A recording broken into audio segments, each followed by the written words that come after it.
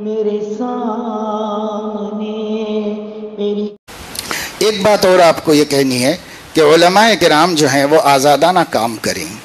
بسا اوقات بہت جگہوں پر یہ ہو رہا ہے کہ بات تھوڑی سی بعض لوگوں کو تلخ لگے گی، لیکن حقائق یہاں سب بول رہے ہیں، اس لیے میں بھی ایک اپنا 50 سالہ تجربہ آپ کے سامنے رکھنے کے لیے یہ بات کہہ رہا ہوں کہ بہت جگہوں پر علماء کو مختلف محاذوں پر کام کرنے میں سب سے بڑی مانع تبلیغی جماعت ثابت ہو رہی ہے۔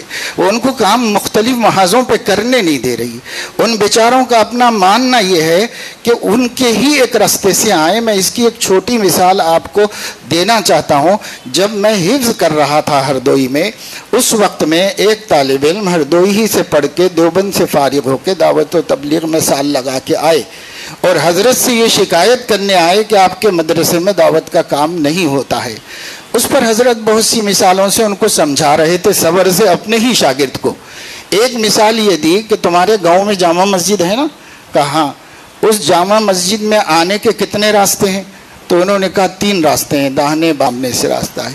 اگر عصر کی اذان ہو جائے اور اس مسجد کے اندر لوگ نماز پڑھنے آئیں، ایک راستے سے آپ آتے ہیں، باقی لوگ دوسرے راستوں سے آئیں، تو وہ جو دوسرے راستوں سے آئے وہ عصر میں شریک ہوئے کہ نہیں ہوئے؟ تو مجھے اب تک اچھی طرح یاد ہے کہ انہوں نے کہا کہ میں تو یہی کہوں گا کہ میں جس راستے سے آیا اسی سے آنے والے کی نماز ہوئی۔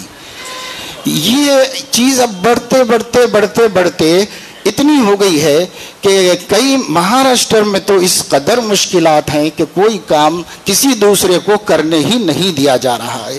تو میں علماء سے اللہ کے نام پر اپیل کروں گا، دعوت و تبلیغ کا مکمل ساتھ دیجئے، بھرپور ساتھ دیجئے، باہر سے دیجئے، اور آپ جو ہے اپنا کام، اپنی ذمہ داریوں کو تمام محاذوں پر دین کو زندہ کرنے کے لیے سنجیدہ ہو جائیے اور اس طرح کام کیجئے۔ یہ ایک بڑی مشکل میرے سامنے ہے، اس وجہ سے میں نے یہاں بیان کر دی۔ گو یہ ہے کہ آپ کا تجربہ اس کے خلاف ہو، میں کسی سے اختلاف نہیں کرتا۔